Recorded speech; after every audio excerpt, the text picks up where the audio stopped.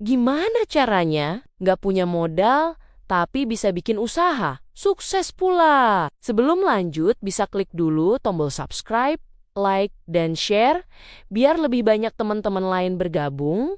Dan juga kalau kamu punya ide tema video selanjutnya, langsung aja tulis di komen ya. Makasih! Pernah nggak kamu ada di titik capek hidup tapi nggak tahu harus mulai dari mana? Bangun pagi langsung mikir cicilan, malam sebelum tidur kepikiran besok mau makan apa. Terus, di sela-sela itu ada suara kecil di kepala yang bilang, kayaknya enak ya kalau punya usaha sendiri, tapi suara itu langsung kalah sama suara yang lebih kenceng. Aku nggak punya modal, aku orang biasa, aku nggak punya privilege, aku takut gagal. Kalau kamu pernah ngerasain itu, pelan-pelan tarik napas.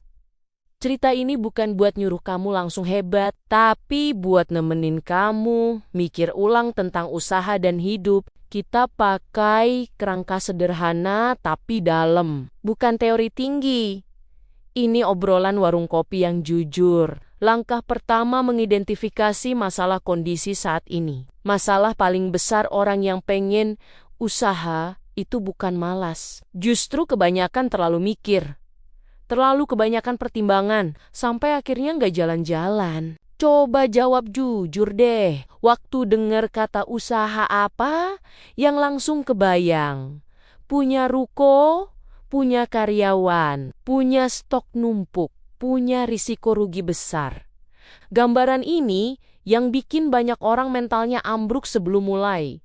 Padahal itu gambaran versi akhir, bukan versi awal. Contoh realnya begini, ada ibu rumah tangga yang pengen jualan makanan, begitu kepikiran langsung mikir harus punya etalase, harus punya alat lengkap, harus bikin merek. Akhirnya niat jualan cuma berhenti di grup keluarga. Atau contoh lain, ada karyawan yang jago desain, tapi nggak pernah buka jasa karena mikir harus punya laptop mahal dulu, harus punya studio dulu. Padahal sebenarnya yang dibutuhin klien pertama cuma hasil kerja yang rapi dan komunikasi yang enak. Masalah berikutnya adalah kebiasaan ngebandingin diri. Scroll media sosial, lihat orang lain pamer omzet, lihat cerita sukses yang sudah dirangkum rapi. Kita lupa, mereka juga pernah jualan ke teman sendiri, pernah ditolak, pernah sepi order. Ini bikin mental kita kejebak di dua hal.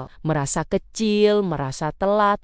Akhirnya banyak orang mutusin aman. Kerja aja dulu. Nanti kalau ada modal baru usaha. Masalahnya nanti itu sering gak pernah datang. Langkah kedua, inti solusi paradigma baru. Sekarang kita bongkar satu konsep penting. Usaha itu bukan soal punya uang.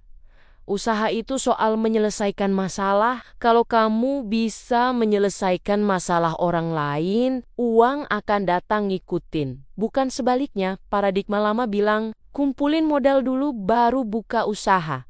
Paradigma baru bilang, mulai dari masalah kecil, uang itu efek samping. Contoh nyatanya begini, ada orang di kampung yang lihat tetangganya sibuk dan gak sempat bersih-bersih. Dia gak punya modal. Yang dia punya cuma waktu dan tenaga. Dia nawarin jasa bersihin rumah, awalnya dibayar kecil, tapi karena rapi dan jujur, pelanggan nambah. Sekarang punya tim kecil. Contoh lainnya adalah ada mahasiswa yang sering diminta temennya ngerjain presentasi. Awalnya gratis, lama-lama ada yang ngasih uang terima kasih. Dari situ dia sadar, oh ternyata ini bisa jadi jasa. Tanpa toko, tanpa iklan mahal. Paradigma penting lainnya adalah berhenti nunggu siap. Siap itu bukan kondisi. Siap itu keputusan. Banyak orang nunggu percaya diri dulu, baru mulai. Padahal percaya diri itu hasil dari mulai. Bukan syarat.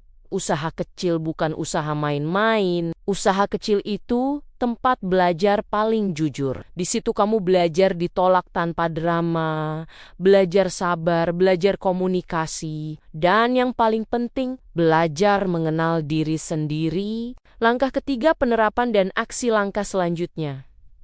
Sekarang kita masuk ke bagian paling praktis. Bagian yang sering dihindari karena nggak seheroik motivasi, tapi justru ini yang bikin hidup berubah. Langkah pertama, tulis apa yang kamu bisa dan punya sekarang.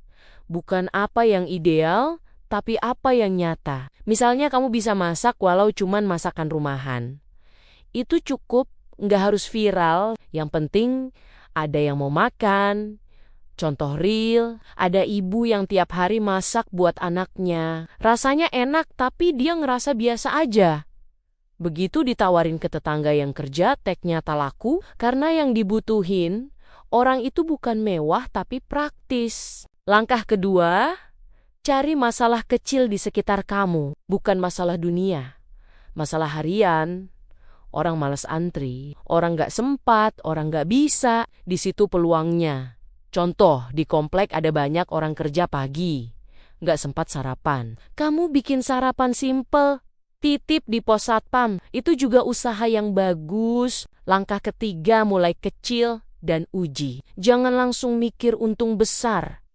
Target awalnya adalah validasi. Ada yang mau bayar atau tidak. Misalnya jualan kue, jangan bikin banyak dulu. Cukup beberapa. Lihat respon. Dari situ, belajar. Langkah keempat, kelola uang sekecil apapun. Ini penting tapi sering diremehkan. Pisahin hasil usaha, walau cuma sedikit. Contoh logis. Ada orang jualan online, untungnya habis buat jajan. Akhirnya usahanya nggak muter, bandingin sama yang disiplin nyisihin. Pelan tapi naik. Langkah kelima, bangun mental tahan banting. Usaha itu bukan soal pintar, tapi persoalan kuat dalam menghadapi hal terburuk. Akan ada hari sepi, akan ada yang nyinyir, akan ada yang meremehkan. Tapi ingat satu hal, orang yang sekarang menertawakan, seringkali nggak ikut bayar hidupmu. Kalau hari ini kamu masih ngerasa kecil, itu wajar. Semua orang besar pernah kecil. Yang beda cuma satu, mereka jalan. Usaha tanpa modal bukan mitos. Yang mitos itu sukses instan tanpa proses.